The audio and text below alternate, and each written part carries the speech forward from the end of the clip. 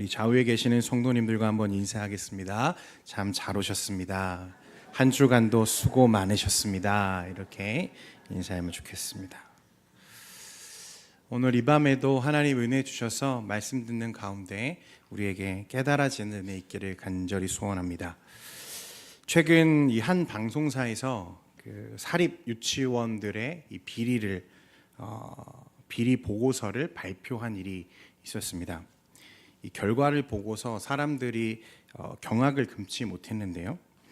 어떤 유치원은 보니까 실제로 출근하지 않는 이 원장의 가족들이나 지인들을 이 학원의 그 직원으로 등록해 놓고 국가의 예산을 이제 몰래 받아내기도 하고, 또 국가에서 지급된 이 보조비를 이 명품백이며 이것저것 사치하는데 써버린 원장도 있었습니다.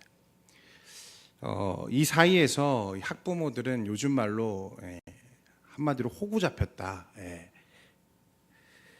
저도 유치원에 딸을 보내고 있는 입장이어서 관심 있게 봤어요. 막 찾아서 그 리스트들도 보고 혹시 우리 딸아이가 다니는 유치원이 거기 있지 않나 제가 들어가 살펴봤는데 다행히 없더라고요. 그래서 이 기사들을 보면서 어떤 생각을 했냐면, 보면서 사람들이 정말 돈에 미쳤구나.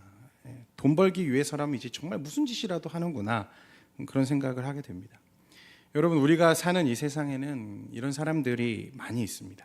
돈을 벌기 위해서 오늘도 눈이 혈안이 되어 있는 사람, 또 쾌락을 추구하기 위해서 오늘 하루의 쾌락을 위해 밤길을 헤매는 젊은이들, 명예와 권력을 손에 넣기 위해서라면 무슨 짓이라도 할 수 있는 사람들, 우리가 이 모든 사람들을 통틀어서 모두 세상 영광에 굶주린 사람들이다, 이렇게 말할 수 있겠죠. 자, 그런데 그런 사람들 치고 자신이 추구하는, 자신이 갈망하는 것들을 모두 다 얻은 사람은 사실 하나도 없습니다. 또 자신이 그렇게 원했던, 열망했던 것을 조금 얻어도 그것에 쉽게 만족하는 사람도 없지요. 여러분, 그것 아시죠? 목마를 때 갈증이 난다고 해서 바닷물을 들이마시면 어떻게 됩니까? 그 갈증이 해결되기는커녕 그 목마름이 점점 더 심해집니다. 마시면 마실수록. 그러다가 이내 몸의 모든 수분이 빠져나가고요, 탈수로 생명을 잃게 되겠죠. 오늘 말씀은 우리에게 만족을 줄 수 없는 이 세상의 영광을 아무리 마시고 먹어본들 그 안에 만족이 없다고 이야기하는 것입니다. 그러면서 예수님은 우리가 무엇에 줄이고 무엇에 목말라야 하는지에 대해서 말씀하세요. 바로 의입니다. 의. 이 의에 줄이고 목마른 사람이 복되다, 그들이 배부르게 될 것이다, 예수님이 말씀하셨습니다. 이 의에 줄이고 목마른 자들은 세상 사람들이 그토록 찾기를 원했던 이 만족, 배부름, 이것을 누리게 될 것이다, 예수님이 약속하세요. 자, 그런데 사실 이 말씀을 우리가 함께 읽으면서 우리 마음에 한 가지 불편한 사실이 있음을 보게 됩니다. 무엇인가 하면, 세상 사람들은 차치하고서라도 우리 예수 그리스도의 제자를 자처하는 우리 성도들에게도 이 의를 향한 목마름이 과연 있는가, 그런 확신이 우리 가운데 없기 때문이죠. 예수님은 목마르다, 또 줄이다, 이 말씀을 하셨는데요, 여기서 이 목마름 그리고 줄임의 진짜 의미를 우리가 나누고 나면 그 괴리감은 더 커져갑니다. 사실 이 자리에 우리가 굶주림 그리고 목마름, 이 단어의 의미를 모르는 사람은 아무도 없습니다. 모두 다 알죠. 그러나 이 단어를 모든 사람이 똑같이 이해하고 똑같이 공감하는가? 여러분, 그것은 전혀 다른 문제입니다. 왜냐하면 이 단어는요, 경험과 이 상황을 동반할 때 그 이해와 의미가 너무나 달라지는 단어이기 때문에 그래요. 얼만큼 줄이고 얼만큼 목마른가? 자, 요즘처럼 모든 것이 넘쳐나는 이 풍요의 시대에 사람들에게 굶주림이나 목마름은 사실 그저 이 다이어트 할 때나 쓰는 단어죠. 저도 다이어트가 좀 많이 필요한데, 격한 운동을 하고 난 후에 느끼는 갈증 정도로 이해하기 쉽습니다. 그렇죠? 그러나 예수님이 오늘 팔복을 강론하시면서 그 팔레스타인 지역에 있는 유대인들에게 이 굶주림과 목마름에 대해서 말씀하실 때 그들은 우리와 같이 받아들이지 않았어요. 다른 의미죠. 한 주석에 보니까 당시 이 팔레스타인 지역 노동자의 일일 수입이 오늘날로 따지면 이 8페니 정도였다 이렇게 얘기합니다. 이 페니가요, 이 파운드의 100분의 1 정도 되는 돈이거든요. 굉장히 작은 돈이죠. 그러니까 지금 이 이리저리 모아도 한 가족이 하루를 살기에 턱없이 부족한 돈이었다는 거죠. 그래서 실제 노동자들 그리고 노예들의 삶은 하루하루를 살아가면서 허기와 아사, 굶어 죽는 이 경계 사이를 넘나드는 이 생활을 했다는 거예요. 여기 이 자리에는 절대 가난의 시기를 몸소 겪어오신 분들이 많이 계시기 때문에 아마 이 같은 상황을 어렵지 않게 이해하시리라 생각합니다. 지금은 배가 너무 불러서요, 일부러 하루에 한 끼, 두 끼만 먹는 사람들이 많아졌습니다. 그러나 예전에 우리 부모님 시대에만 해도 수돗물로 배를 채웠다. 하루에 한 끼 먹으면 감사한 일이었다. 그나마도 못 먹어서 줄임배를 움켜쥐고 오지 않는 잠을 청하다. 그렇게 눈물 흘리며 잠자리에 드는 날이 허다했다. 이런 얘기를 많이 들었습니다. 오늘도 북한에서는요, 그 굶주림을 면해보려 목숨을 걸고 강을 건너는 사람들이 있죠. 바로 그런 사람들이 경험하는 굶주림, 이 극한의 굶주림, 고통을 동반하는 굶주림이 오늘 예수님이 말씀하신 그 굶주림과 같은 굶주림이라는 거예요. 목마름은 더합니다. 제가 공부할 때 분명 그런 얘기들을 많이 들었거든요. 우리나라가 물 부족 국가다. 근데 그런 말을 많이 들었는데 사실 실제로 보면 그게 잘 체감되지 않죠. 왜냐하면 각 가정의 수도가 너무 잘 놓여 있어서 지금은 손만 까딱하면 언제든지 내가 원하는 만큼 물을 사용할 수 있는 시대이기 때문에 그렇습니다. 여러분 그거 아십니까? 우리나라가요, 그 식당에서 물을 공짜로 주는 위대한 나라입니다. 여러분 아십니까? 해외에 나가면 여러분 물을 공짜로 먹을 수가 없어요. 대단한 나라죠.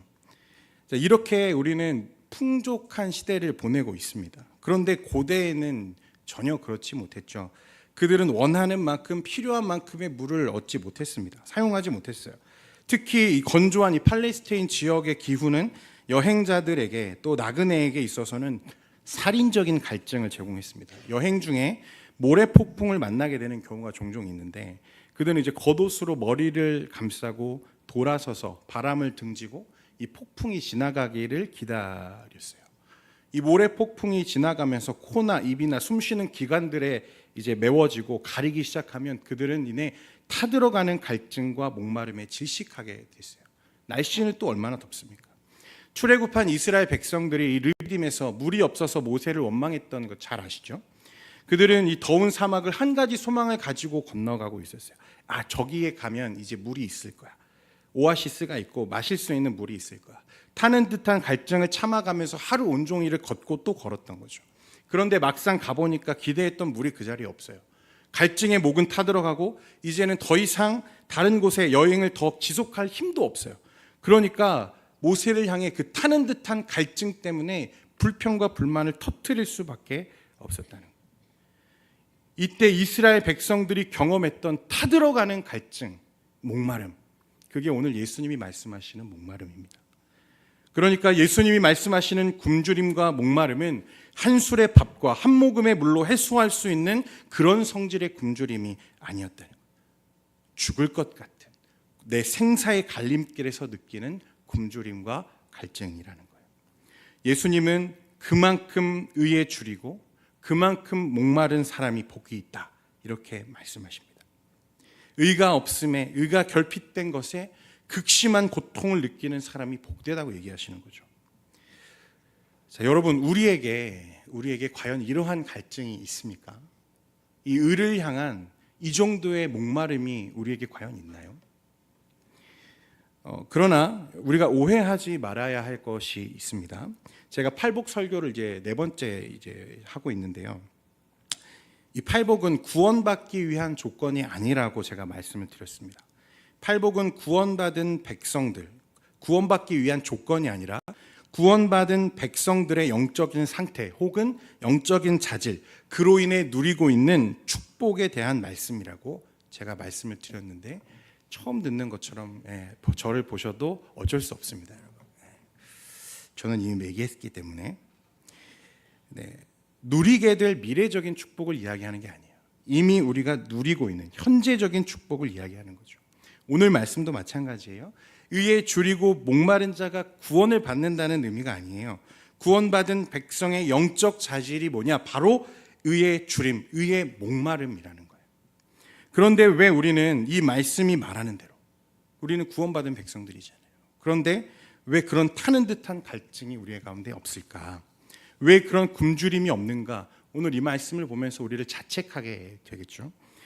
여러분, 근데 이것은요, 아직 우리가 한 가지 나누지 않은 이 의라고 하는, 이 성경적인 의라고 하는 이 의미에 대해서 아직 나누지 않았기 때문에 그렇습니다. 여러분, 의가 무엇입니까? 이 의라고 하는 게요, 몇 번 들어서 알기는 알아요.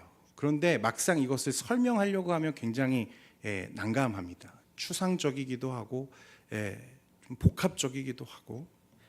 여러분들은 의가 뭐라고 생각하십니까? 일반적으로 세상 사람들이 사용하는 이 의라는 단어는 이런 거죠. 철로에 떨어진 취객을 구하기 위해서 철도에 뛰어든 이 의로운 사람, 그렇죠? 불의를 보고 아무도 나서지 않는 그 상황에 오직 앞장서서 불의를 외치는 사람, 우리가 그런 사람들을 보고 의로운 사람이다 이렇게 이야기하지 않습니까? 이 의는요, 헬라어로 이 디카이오슈넨이라는 단어인데요, 이 단어는 원래 정의, 공의를 가리키는 이 디케라는 단어에서 파생된 단어입니다. 이 단어는 헬라 문화 안에서는 사실 법적인 용어로 사용되었어요. 이런 뜻인데요, 법을 준수하고 의무를 이행하는 미덕, 이것이 바로 디카이오슈넨이었다는 거예요. 세상에서 사용하는 이 의의 개념은 바로 이런 거죠. 바른 삶을 사는 것, 정의를 행하는 것, 정직한 삶을 사는 것, 이런 것들을 우리가 생각해 볼 수 있겠죠. 여러분, 우리에게 이런 세상이 말하는 이 윤리적인 의미의 의도 분명히 필요합니다.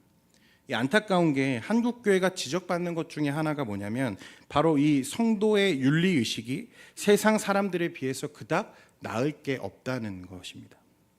여러분, 이것은 우리가 겸허하게 수용할 필요가 있습니다.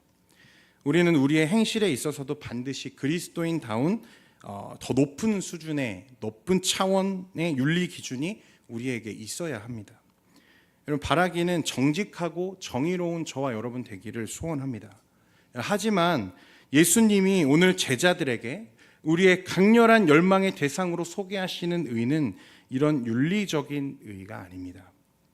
그렇다면 예수님이 말씀하시는 이 성경적 가치의 의는 무엇이고 또 그 실체가 무엇일까? 여러분, 성경에서는 어떠한 사람을 의롭다 이야기합니까? 세상에서는 남을 위해 희생할 수 있는 사람, 또 정직을 행하는 사람, 이런 사람들을 의롭다 한다면 성경에서는 과연 어떤 사람을 의롭다고 말합니까? 법 잘 지키는 사람 의롭다고 합니까? 율법을 잘 지키면 우리가 의롭다고 합니까? 아니죠. 성경은 예수 그리스도를 믿음으로 그의 의가 나에게 전가된 사람을 우리가 의로운 사람이라고 칭해 주십니다. 그렇다면 여러분 보십시오. 내가 의로운 것입니까? 아니면 예수님이 의로운 것입니까? 예수님이 의로운 것이죠. 실제로 의로운 것은 예수님이에요. 내가 아닙니다. 이 세상이 말하는 일반적인 윤리와 여기서 차이가 나요.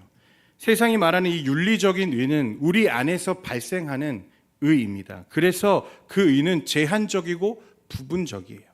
앞에서 우리가 이야기했던 그 정의로운 사람, 그 사람의 삶이 어떠했는지 우리는 알지 못하지만 그 순간, 한순간의 행동을 향해서 우리는 의롭다 말하지만 사실 그것은 부분적이고 제한적이라는 거예요. 그러나 성경이 말하는 이 성경적인 가치의 의, 참된 의미의 의는 우리 안에서 발생하는 의가 아니라 바로 예수 그리스도를 통해서 주어지는 의라는 거예요. 로마서 3장 19절에서 22절에 대해서 이 의에 대해서 설명하는데요, 우리 19절부터 21절까지 말씀을 같이 한번 읽겠습니다. 시작. 우리가 알거니와 자들에게 말하는 것이니 이는 모든 입을 막고 온 세상으로 하나님의 심판 아래에 있게 하려 함이라.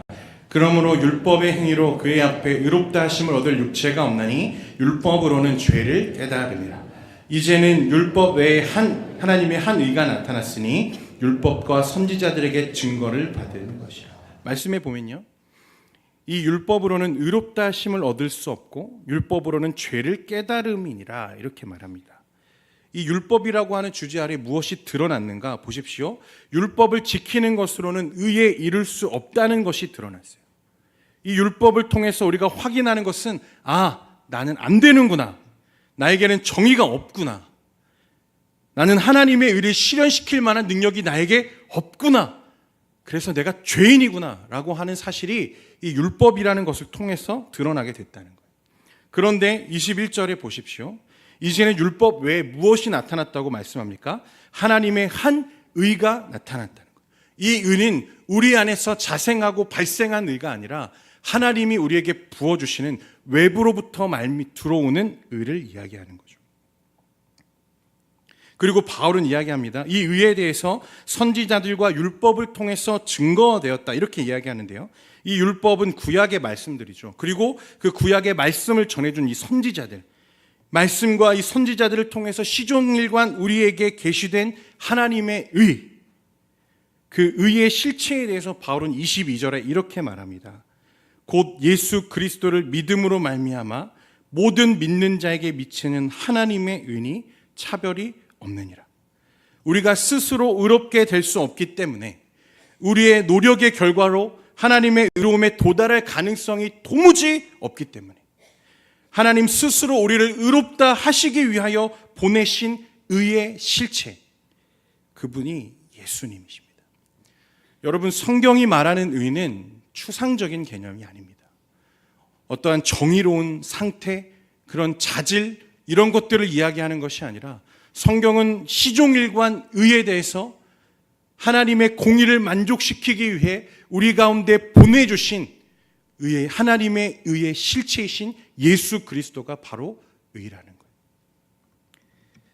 여러분, 요한복음 4장에 예수님이 그 수가성 여인을 만나는 장면이 나옵니다.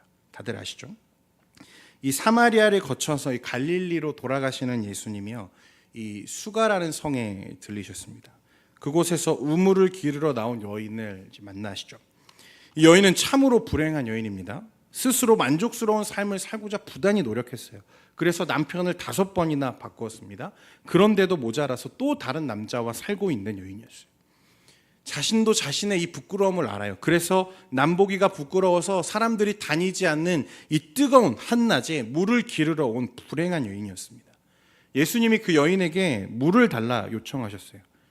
그런데 이 여인은요, 유대인이면서 사마리아인인 자신에게 물을 달라 하는 이 예수님을 이상하게 생각하죠. 그래서 당신은 유대인이면서 어째서 나에게 물을 달라고 하십니까? 이렇게 이야기합니다. 그때 예수님이 이 여인에게 어떻게 대답하십니까? 요한복음 4장 10절입니다. 우리 같이 한번 보겠습니다. 시작. 예수께서 대답하여 이르시되 내가 만일 하나님의 선물과 누구인 줄 알았더라면 내가 그에게 구하였을 것이요 그가 생수를 내게 주었습니다. 먼저 물을 달라 하신 분은 예수님이시죠. 근데 예수님은 반대로 네가 만약 내가 누구인지 알았더라면 반대로 네가 나에게 물을 달라 했을 거다 이렇게 말씀하신단 말이죠. 그래서 여인이 다시 물어요. 이 우물은 깊습니다. 물 기를 그릇도 없고 도구도 없는 당신이 어떻게 나에게 생수를 주신다는 겁니까? 물을 주신다는 겁니까? 이에 대해서 예수님이 이렇게 대답합니다. 13절 14절 말씀인데요. 예수께서 대답하여 이르시되 이 물을 마시는 자마다 다시 목마르려니와 내가 주는 물을 마시는 자는 영원히 목마르지 아니하리니 내가 주는 물은 그 솥에서 영생하도록 솟아나는 샘물이 되리라. 여러분, 여기서 물이 무엇입니까? 예수님이십니다. 구원, 영생. 예수님은 그 물을 마시는 자마다 다시는 목마르지 않을 것이다 말씀하시죠. 의에 줄이고 목마른 자는 복이 있는데요, 여러분, 그들이 누리게 되는 축복이 무엇입니까? 배부를 것이라 말씀합니다. 여러분, 배부름은요 만족을 의미하는 거예요. 충분한 만족이라는 거죠. 세상 사람들이 아무리 그 세상의 영광을 추구하고 그것을 마시고 먹어본들 채워지지 않는 이 갈증과 목마름으로 허덕였으나 오늘 예수님이 말씀하시는 이 의 예수 그리스도, 영원한 샘물이신 예수님을 마시는 자는 다시는 목마르지도 않고 줄이지도 않을 거다. 예수님 우리에게 말씀하신다는 거예요. 사랑하는 성도 여러분, 예수 그리스도를 영접했을 때 우리에게는 그분의 의가 넘치게 부어졌습니다. 비록 나는 불의하고 불순종했지만 예수 그리스도의 충분한 의가 우리 안에 넘치게 부어졌어요. 다시는 배고프지 않고 다시는 목마르지 않는 예수님의 영생하도록 솟아나는 샘물이 우리 안에 이미 넘치고 있다는 것입니다. 우리는 뭔가 선한 행동을 하고 바른 삶을 살고 정직한 삶을 살아서 의롭게 돼야만 하는 사람들이 아니라 우리는 이미 법적으로 하나님으로부터 의롭다 선언받은 의로운 사람들이라는 거예요. 그런데 왜 예수님은 이 의를 마치 굶어 죽을 것 같은 상황에 몰려있는 사람이 양식을 구하는 이 간절함, 또 목말라 죽을 것 같은 상황에서 한 방울의 물을 소원하듯 이 의에 줄이고 목마른 자가 복되다고 하시는가? 우리에게는 이미 충분한 의가 전가되었는데 말입니다. 그게 중요하죠. 여러분, 그것은요, 우리가 앞으로 살아내야 하는 삶과 관련이 있습니다. 여러분, 옛말에 그런 말이 있죠. 목마른 사람이 무엇을 판다 합니까? 우물을 파게 돼 있다 말합니다. 3일 굶은 놈치고 어디를 넘지 않은, 담벼락 넘지 않은 사람이 없다 했습니다. 여러분, 의를 향한 욕구, 강렬한 소망은요, 곧 그 의를 이 땅에 그리고 내 삶에 실현하고자 하는 강렬한 소망에 사로잡히게 합니다. 그래서 의를 향한 주림, 의를 향한 목마름에 대해서 제가 존경하는 이 고옥하는 목사님은 이렇게 정의를 하셨어요. 내 삶의 전 인격이 하나님의 뜻이 이루어지도록 갈망하는 것이다. 하나님의 뜻이 나를 통해 이 땅에서 이루어지는 것을 타는 듯한 갈증처럼 소망하는 사람. 하나님의 뜻이 나를 통해 이 땅에 이루어지는 것을 마치 굶주린 자가 그 생명을 위해 음식을 구하는 것 같이 갈망하는 사람. 오늘 예수님이 말씀하시는 의에 줄이고 목마른 사람입니다. 그리고 바로 그것이 구원받은 사람의 특징입니다. 사랑하는 성도 여러분, 예수 그리스도의 의를 전가받아서요, 하나님으로부터 의롭다 칭함받은 성도는요, 이제 그 하나님 아버지의 뜻을 또 그 의를 이 땅 가운데 이루어 드리려는 열망으로 사로잡힌 사람이어야 됩니다. 믿으십니까? 그런데 그럼 대답이 왜 그렇게 힘이 없으세요? 그런데 오늘 우리의 모습을 돌아볼 때요, 우리는 여전히 하나님의 뜻, 아버지의 뜻을 구하기보다는 하나님의 나라, 하나님의 의를 구하기보다는 내 뜻과 내 의지를 먼저 구하며 살아갈 때가 너무나 많아요. 여러분, 우리가 이제 오이코스 초청주의를 준비하고 있는데요, 하나님의 뜻은 사실 말씀 가운데 명확하게 계시되었습니다. 그리고 우리는 모두 그 하나님의 뜻이 잃어버린 한 영혼을 향해 있다는 사실을 모두가 다 알아요. 그런데 여전히 우리 마음에 이런저런 핑계를 대면서 이 수고스러움으로부터 도망치려고 하는 마음들이 있어요. 여러분, 도망치지 마십시오. 그리스도께서 우리를 위해 흘리신 보혈을 기억하십시오. 그리고 우리를 위해 그 골고다 언덕을 오르신 예수님의 이 수고스러움을 여러분들 기억해 보십시오. 여러분, 하나님의 뜻을 위해서 우리의 모든 열의를 불태우는 저와 여러분 되기를 축원드립니다. 여러분, 그러할 때 예수님이 우리에게 약속하신 이 배부름, 세상 사람들은 전혀 알지 못하는 이 배부름, 만족을 우리의 삶에 하나님이 가득 부어주실 것입니다. 마태복음 6장 33절에 이렇게 말씀합니다. 그런즉 먼저 그 나라와 그 의를 구하라. 그리하면 이 모든 것을 너희에게 더하시리라. 여기서 더한다는 말은 보탬의 의미가 아닙니다. 우리가 앞에서 살펴봤던 배부름과 같은 만족이 상통하는 의미입니다. 먼저 그 나라와 그 의를 구하는 사람, 오직 하나님의 의를 이 땅 가운데 실천하기 위해 그 열의로 가득한 사람, 하나님을 기쁘시게 하기 위해서 오늘도 수고스럽지만 복음을 전하는 사람, 그 사람에게 하나님은 모든 것을 더하신다 약속하셨습니다. 여러분, 성경 말씀을 자세히 보십시오. 하나님의 역사, 하나님의 초월적인 능력이 어떤 현장에서 일어났는지를 여러분 보십시오. 특히 사도들의 행적을 보면 성령 하나님의 강권적인 역사가 얼마나 자주, 얼마나 많이 그들의 삶에 경험되었습니까? 여러분, 아무 때에나 하나님 역사하시는 건 아닙니다. 아무 때에나 우리의 필요를 따라 하나님이 역사하시는 분이 아니세요. 하나님은 언제 역사하십니까?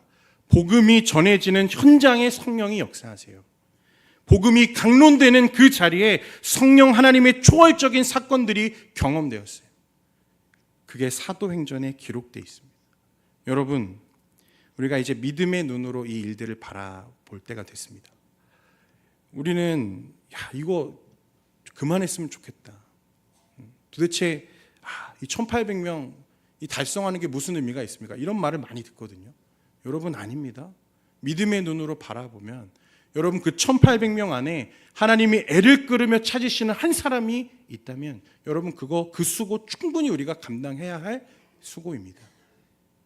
우리가 이제 믿음의 눈으로 이것들을 바라보면서 오늘 말씀을 기억하시고 하나님의 의를 갈망하면서 하나님의 뜻을 이 땅에 이루기 위해 오직 그 열망에 사로잡히는 저와 여러분 되기를 주님의 이름으로 축원드립니다.